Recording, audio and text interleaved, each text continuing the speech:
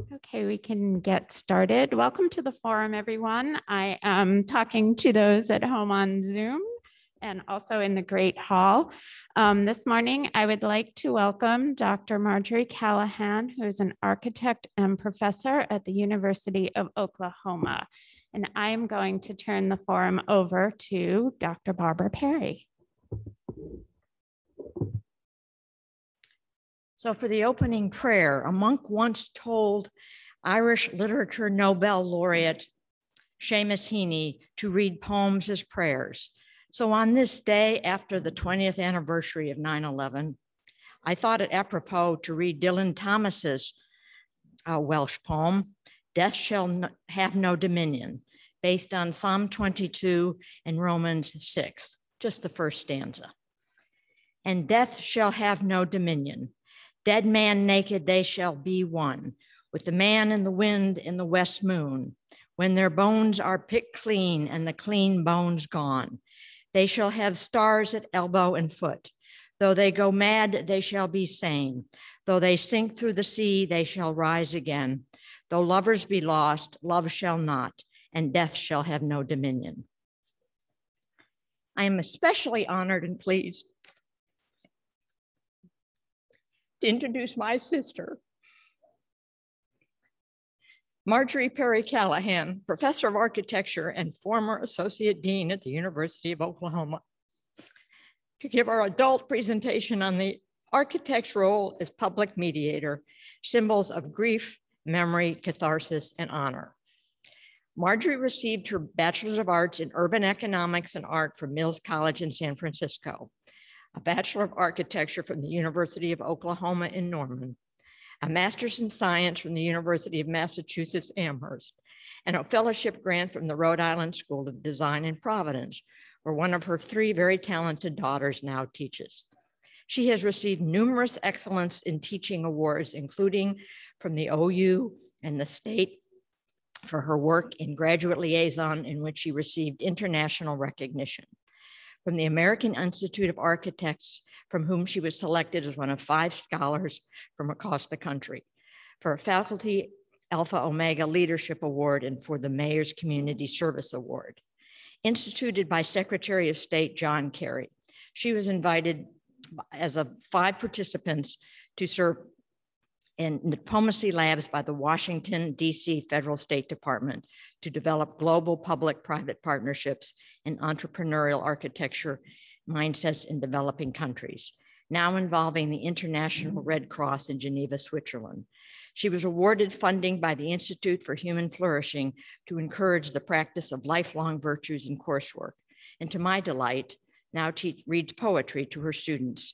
She currently is working on a project to enhance architectural design in women's prisons to help reduce the recidivism there, all reflective of her focus on community and global engagement. I was particularly moved by her presentation at the C.S. Lewis Conference on the Moral Response to Beauty, a conference held in Amherst, Massachusetts, on beauty in the public square.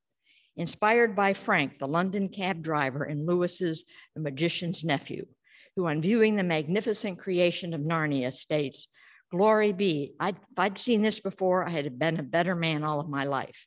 And echoed by her 23-year-old daughter, who on viewing New Zealand's beautiful Lake Tepkapo said, "If the jihad could see this, I bet they'd be better people." She was very influential in changing my thinking after expressing disappointment at seeing Lady Di's Memorial Fountain in London, compared with the nearby upright Prince Albert Memorial and the structured Italian gardens. I thought the wobbly circle was disrespectful to her. My sister pointed out that function is beauty, and this fountain was functional and beautiful in its serving as a play pool for children. And also reflected her feminine, undulating influence in the royal family and her interweaving herself into the hearts of the common people, becoming, as Tony Blair described, the people's princess. As a lover of the Tate Britain, she also helped me come to appreciate the Tate Modern Gallery, pointing out it was an old factory put to good use. I'll now turn it over to her to influence your thinking about the role of architects in the public expression of grief, memory, catharsis, and honor. Margie, take it away. Wow, what a speech. Thank you so much. Let me just get my slide up. All right, can everyone see this? Can you hear me? Thumbs up? Yes. All right. So I first would like to start just honor my graduate assistant, Henry Wilson. He's here at the University of Oklahoma in the regional and city planning, and he's been appointed my GA. And he has really helped me collect this information as we go. All right, so sort of the overview is how I decided to take this is I want to just expose you or even reiterate things you know about the tools of architects. And this is specifically in these ideas of grieving physical places. So I'm going to talk about the importance of the architect to set the stage, then to detail the physical space, to frame the views, and to put it in context. And so I nicely put on the side sort of moods, edges, relevancy. So I'd like to start with a story where my husband and I supported the idea that our middle daughter could go to college far away, and it would be somewhat expensive, quite expensive. And so when she came home, the first Thanksgiving, we were curious to see where our money was going, of course. And she produced these two drawings. And we were just looking at each other, sort of concerned, of course. What are these? Is this what you've done? And she just stood proudly and said to us, I'm learning to master atmosphere. Not only the objects in the room that I want to paint, I've got to set the mood, the atmosphere. And I'm not very good at it, but I'm working at it. And so this leads me to my first point. This is the Oklahoma City Bombing Memorial here in Oklahoma City, where I'm from. Did the architect in this bombing, grieving memorial set an atmosphere? And I think he did. If you ever enter this site, it's urban. You leave the commotion of downtown traffic and you enter into sort of peaceful quietness. And many believe it's because he and his wife put in water. At the 9/11 memorial in New York City, they also used water, but there's a sense of emptiness there. So did these architects set the atmosphere correctly? Their theory was that the pools will never fill up, regardless of the constant water. This is the Princess Diana Memorial in Hyde Park. The atmosphere is not of silence, nor is it of reflection or emptiness. It's encouraging play, life, activity. So this is a masterful of these architects, I believe, in setting an atmosphere, really thinking about it. So I hope as you go out from this talk that any memorial or grieving physical space, you stop to see if the architect conveyed an atmosphere, a mood that helps you. Yes. I'm now moving into the architect's ability in physical space to detail it, to impact placemaking. Surely light and shadow, even in an artist's tool set. So in this memorial, for the recent pandemic, way across the world, of course, these architects used light and shadow that they kept changing out. In the day, the light would come into this bowl with the sunshine. But at night, they would have to illuminate it, and they would reverse what it was in the day. They light the bowl from the exterior. And in the slide on the right, the perspective, you can see in the day, it's dark underneath in the daytime, trying to be very emotionally impactful with light and shadow. Here at the memorial in Oklahoma City, the architects detailed light and shadow in the representation of the individual chairs representing those who lost life. Bigger chairs are adults and the smaller chairs are the children. And they were hopeful that they could illuminate to battle the gloom of night and to present a sense of hope and consolidation. Architects have the ability to select materials, to feel, to touch, to smell, to use your senses that they feel so important in memorials. And texture is, of course, a main one. So I just take you to the Viet Memorial in Washington, D.C. to contrast it with the memorial in Oklahoma City, in getting this sense of silence and the importance of reflection. And so this material is sort of this glass that reflects. In the 9/11 site in New York City, they use stones and texture within the walkway to slow you down, to have you reflect and feel. So it's not just all visual. Oh, color. You know, architects, interior designers, landscape architects, painters love color. And so it is always will be a tool for us. So I want you to think about the psychology of color impactfulness. So green nurtures lusciousness of the promised land, right? And red is warm and positive and calls action to be taken. And black is known as the absence of color. So often architects are asked to take artwork or sculptures and put them in physical space in places. And so often architects use sort of the green, the natural surrounding the sculptures. And I just showed this. The one in the upper right is recently done by the same architects that did the Oklahoma City bombing. And Dean Blitzer is my dean. And then to the left is a women's memorial in Washington, D.C. As you can see, you move up through, right? But again, the importance of, even though the black is very persistent, or the silver, that the green shows up.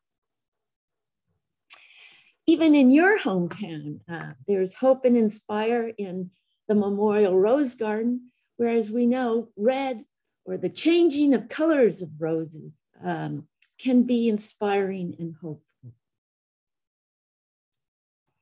Pattern. Architects can use pattern. In the memorial for Princess Di, pattern in the water flow, very symbolic, but also very helpful in bringing richness to the palette and making the composition profound. I bring this as an exhibit that I visited in New York City years ago, which I always loved. The architect and the art installation designer put these 3 cubes where they brought in professional mourners from all over the world so that individuals could go in there, and grieving and mourning in a public space could still be personal, but the importance of sound. Then I would like to take a moment to discuss the architect's ability to frame the view, to frame the moment. So my graduate assistant is from Africa, and he had to put this in from his hometown because this was about a leader that was so beloved in his town So on the earth, there's the presence of this. But then the architects zoomed you up to realize that the borders were limitless, that this ruler would always be around and have a positive impact. So the importance of the eye in this memorial. As you know, in Washington, D.C., if you're at the Lincoln Memorial, I mean, the view in to see Lincoln itself is dramatic and inspiring, but the view out as well. The architect made sure that as you turned outward, he framed the view to a stronger, visionary, hopeful participation in the world. So the concept of grief. Grief is inevitable when there is a loss, we know. It is a normal human reaction and not to be sort of ignored. Grieving is a usual process, and it is a transition from a state of shock and dismay to a new enduring reality.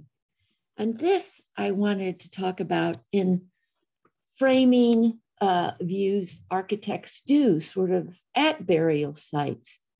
So this architect in Portugal took sort of these tombs, designed the tombs, but in the middle opened up a space where visitors could go to contemplate.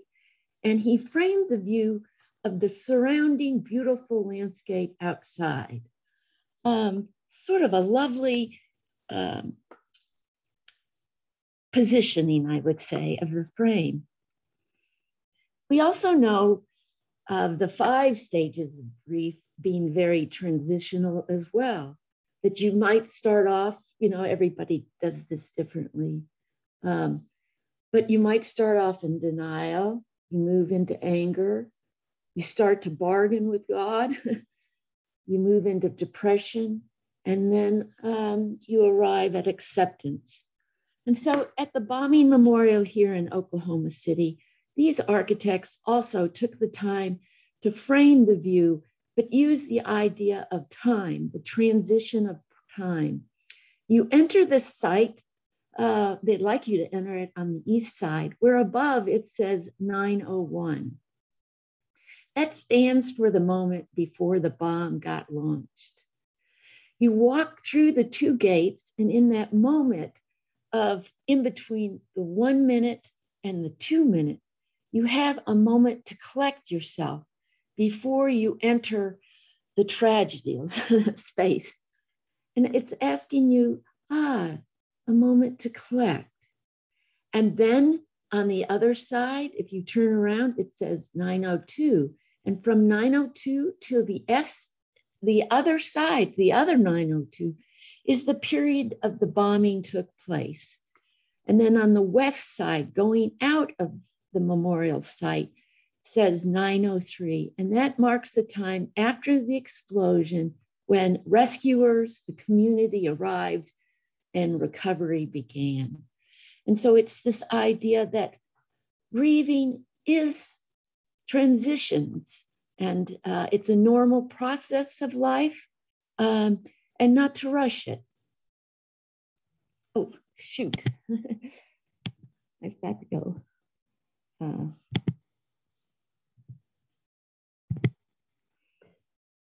Now I wanted to move into context and how architects need to make sure that when they design memorials, they're in context. They sit in the place that they're put, and then they also relate to the event and also to the culture that they are part of. So not an easy thing.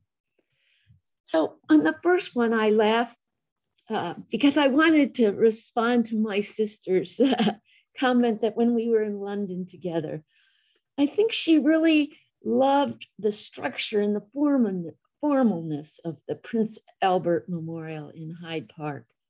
And how I just wanted her to understand that the architect designed in context to Diana, that she was soft, she was warm, she couldn't be formal. To this day, I have read things on Prince Albert, and I'm not still I'm not sure that they got his memorial correctly, but in thinking of Queen Victoria, it must have been a moment that she put him on high. And so this was a priority for the time. So where is it placed? So the Vietnam Memorial in the Washington Square is in a master plan that's very linear and formal, and one leads to another, and you don't want to interrupt it. And so Lin Maya definitely had a sense of a linear, the formal. But Princess Di, landscape architects, they knew they were in an organic park, as you can see below, soft lines.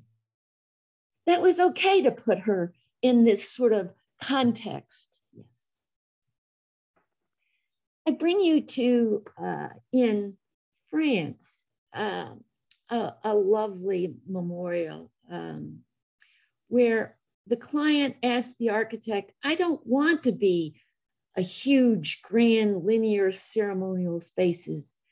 And so the architect and the client opted to go out in the countryside and show linear versus organic lines. And so the placement of the curving lines allow individual transition to a quieter environment to grieve and reflect. And not that one is right or wrong, but the sense that the architect really needs to take time to understand the grieving process set in the context. And I want to move here into the idea of context in terms of symbolic tools that architects use. So in collective and public expression of grief displayed in physical spaces, architects do play a significant role, because not only do they can do museums, murals, statues, sculptures, parks, and paintings, they also need to bring out the artifacts, the features, the elements that will be meaningful to the people in the community. So for example, there's 160 empty chairs at the Oklahoma City Memorial. These are the number of lives that were lost. The emptiness is again exasperated here in the emptiness. 19 of them represent the children that were also blown away. And then it allows these visitors to come, and even family members, to the chairs most prominent to them. Another symbolism, I'm just taking you all over the world, of course, is in Norway, where 91 so-called witches were burned at the stake 300 years ago. And they have built two structures, a long wooden framed enclosure punctured by 91 windows, and then a steel and glass one-to-one house where you can go in and see the burning chair. Relevancy in the contextual idea. Architects also have to do their due diligence. They have to understand the different religions, cultures, and beliefs and influences so that they can express how grief is taken in the countries, and that they don't take their own as the only way to grieve. So I just note, with my help of my graduate student, flowers in observing death are encouraged with Protestants, but the Jewish, they discourage flowers. In funerals, the Jewish Saturday is banned for funerals, but Catholics and Protestants allow Saturday for funerals. In cremation, some Protestants embrace cremation. It is prohibited by the Muslims. Oh, and then burial in Islam. Burial of a dead person has to be done within 24 hours. So all of these are different ways communities process grief. And I only put some more up that are very public. But for architects at large, they are asked to design physical sort of plaza type spaces. And so I wanted to go back and tell you that all architect students, all architects are trained to first, before they design a project, to underlie what is the underlying concept that will help them make all smaller decisions fall in line. And so we call this typically the problem statement. What must they solve? So in this concept idea, or putting it in context, the WTC Memorial in New York City, the concept that the architects came forward was lost lives cannot be regained, can only be remembered.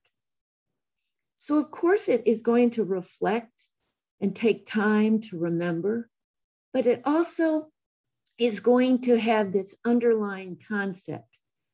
So this, Michael and Peter outlined, the design depicts that lost lives cannot be regained and can only be remembered.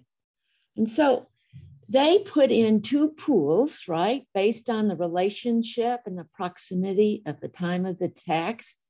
And then they got the pools never to fill up, regardless of the constant flow of water. And so that's an indication of lives that have been lost forever. The names of the victims are inscribed on bronze parapets on the memorial pools, and the arrangement of the names are done in a systematic approach. And so that was their underlining message. The underlying concept, according to the designer, Maya Lin, and she was a student at the time at Yale University Architecture School, was she wanted to denote the agony and the fatalities that were brought by the Vietnam War.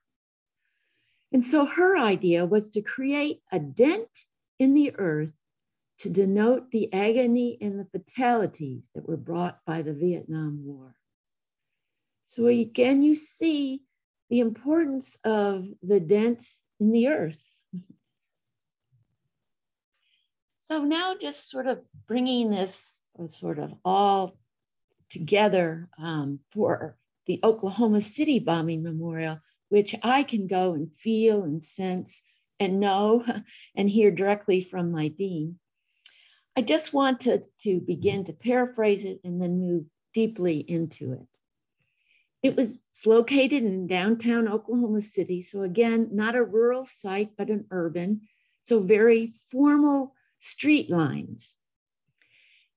It is situated where the former Alfred Murray Federal Building was that got bombed. So on April 19th, 1995, the Federal Building was blown up in a terrorist attack. 168 lives were lost and many others got injured. The memorial pays homage to the victims, survivors, and rescuers of the Oklahoma City bombing, and it was designed by the Lutzer Design Partnership, Hans and Tori. And this is what they stated. Over intent when they started the project was they were going to commemorate each life that was lost individually. And as you see, perhaps they did manage to do that, but the memorial grew, it evolved. The community took hold of it. And I believe at the end, maybe you'll be like me, that the concept grew. So there you are in San Diego, and here I am in Oklahoma, and I just wanted to make sure you knew. And the bombing memorial is into the center of the state of Oklahoma. This was the Alfred Murray Federal Building before the bombing. And then after the bombing, Timothy McVeigh pulled up a rent a van with a bomb in it, and then stepped out and moved away, and the bomb blew up the front of the building.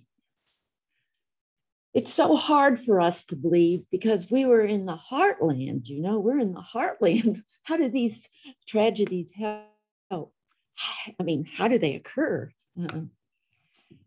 But so I want to go here now back into this, giving you the sort of the overview, how relevancy and symbolism follows through with the concept that the architects put out at first.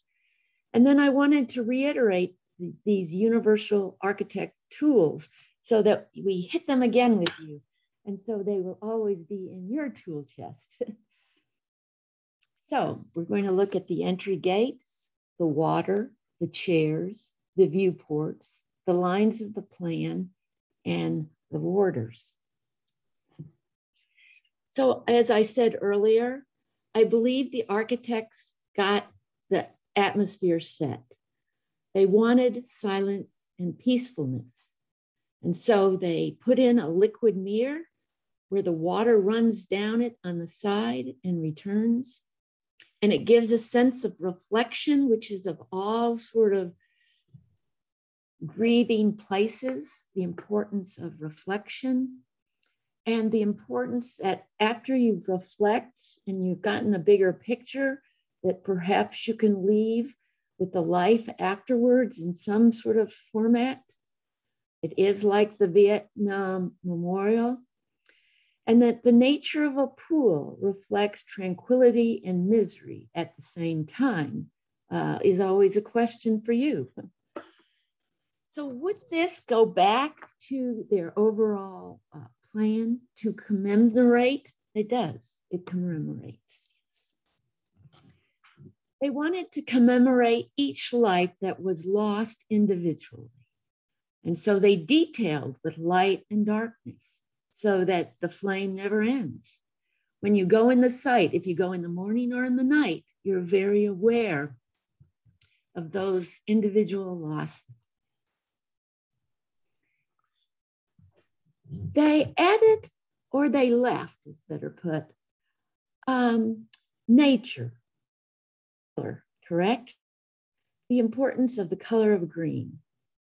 It portrays resiliency, that this tree was bombed and looks sort of like it's about to die, but they protected it, they edged it to protect it, to take good care of it, and to hope out that regardless of fatalities, other people still survived. And there's hope, yes. So I just bring this out. The survivor tree is symbolic of things that have survived and are resilient. And this shows up, their survivor tree at 9/11 is the pear tree. Also on the site of the Oklahoma City bombing is the Rescuer's Orchard. Again, symbolism made of native Oklahoma and foreign species to symbolize all the rescuers from all over the world that came within to help us. The master plan. Though the master plan is in an urban setting, they wanted to add lines of softness and givingness. And so there's some soft park structures within the hard architecture. They wanted to make sure that the color not only was Black and the absent color, they wanted to add the color, to add the ideas of solace and opportunity ahead. And that the trees change colors in the seasons, which defines life's complexity, and that grieving is part of life's complexity. And then the pattern. We talked about the pattern here. All the trees on this site have edging, and it's the ideas, keep things safe. Again, in the 9/11, I just add, the 9/11 came after the bombing in Oklahoma City. And I just show architects all have this in their toolkit of the idea of texture and materials, and color. And they also have a glade and path and 6 battered stones to demonstrate the relentless effort made by different people. Also at the Oklahoma City Bombing Memorial is children were lost. And so they believed the children would visit this site, and they wanted to be sure that there was a section to think about children in grieving. You always hope it's just sort of an older person's profession. And here the section is without pomp and ceremony, but it's warm. There's always chalk and chalkboards at the bottom. So it's continually changing and added to. And then there is a survivor wall because the bombing of the Murray building took predominantly the front, but there are survivors in the back, and their lives, though they live, have been severely injured, and many have lost many of their cohorts, so their lives were changed forever. So they wanted to honor these individuals as well. And then sort of this evolving, unplanned part of our bombing memorial here in Oklahoma City is that a fence was put up, a border, to protect when the bombing first went off and the rough edges and bodies that yet were found. But the temporary fence remains today because the community, people suddenly started leaving items on the fence that showed affection of the community. And so the fence is permanent now and it remains interactive.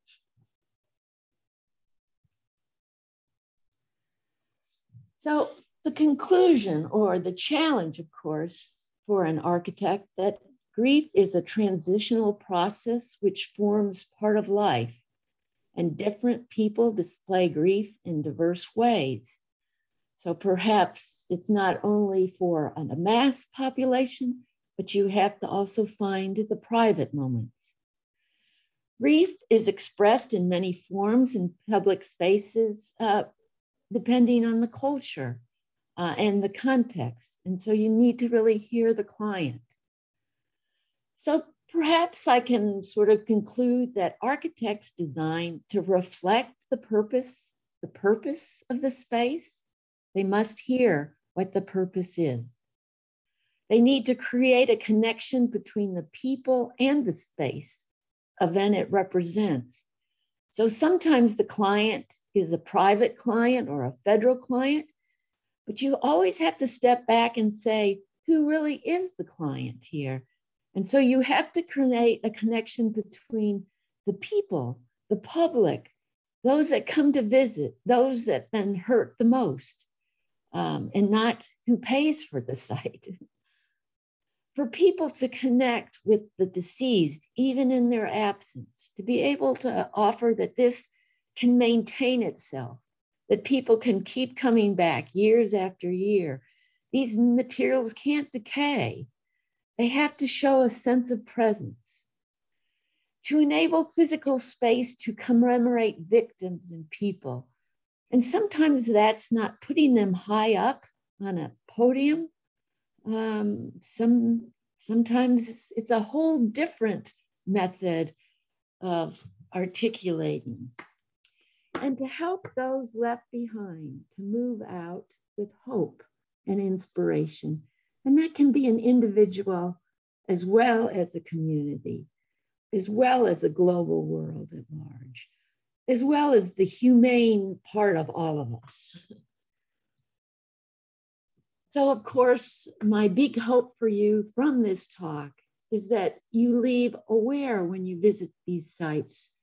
You have a stronger sense of eyes and ears and hearts, and that when entering these physical spaces set aside for grieving, that you allow them to help you grieve, for even if it's your individual journey or if you're a part of a community that's been hurt, or you're a visitor to a global site. that loss does produce chaos. Then it builds ritual and ceremony that help people fill the void. And many believe that if you face the loss in a physical space, that you have time to reflect and that you can gather the pieces, the broken pieces, and put them into some sort of whole. And I don't know how each of you might do that. But then that's the idea of the architect's posture in this sort of event is, can they build something that the community or one individual can move out of and not be changed, but to be impacted. And so I'm thinking about, and looking back at the memorial in Oklahoma City, you know, and I have hindsight, but I believe the original intent of the architects was an important one for the heartland of Oklahoma. But I believe also that it has moved beyond that now. And it is to commemorate all, not those who died, but all that were affected by the event. And to transform from the site sort of some hopeful, inspired realities. So what are those important realities? The importance of reflection, that silence can be quite lovely, that color matters, that borders or borderlessness helps all of us. And so in closing, what is placemaking? Is it symbolism? Is it mass? What architects do, try to make placemaking, as you probably do in your own home. How do you make it a place? So I have tried to cover the concept of grief, the importance of processing collective grief, contextualizing expressions of grief, and then the role of architects in this. But more importantly, I hope I've left you with the idea of the tools of an architect that hopefully can be your tool set, that you notice the scene or the setting the stage. And maybe that would help you in your own grieving process, to detail the physical space, to frame the views, to help you move on out, to put into context what really matters. And in closing, I've always, with my graduate assistant, wanted you to know of our references and our work prior to putting this together. Thank you so much for having me. What an opportunity. And I hope I have been helpful.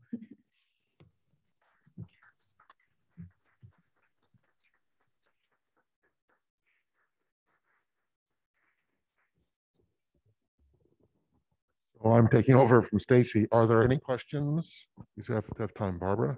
Then thank you for an absolutely excellent presentation, Marjorie. I can tell you sisters share the same kind of warmth and intellectual rigor. Thank you. Well, I think that was terrific. Now, I want the audience to know, I was just struck by the psychology of it, like the architect is a psychotherapist. But I want the audience to know, even though I'm a psychiatrist, I had nothing to do with this. And, you know, it also reminds me, I recently told you about the book by Maggie O'Farrell, who wrote the story of Hamnet, which is the story of how Shakespeare dealt with the loss of his son, Hamnet.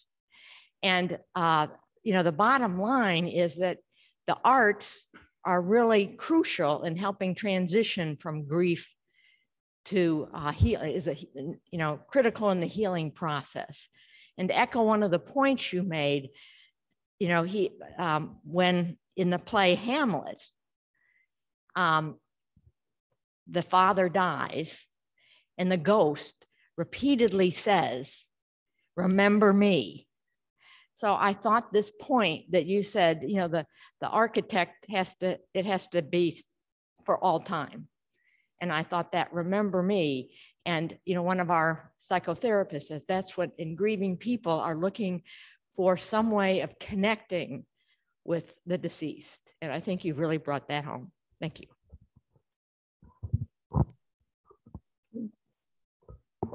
Question. Do people have questions, or do we have any from people on Zoom? I'm not seeing any in the chat. Yes, Connie.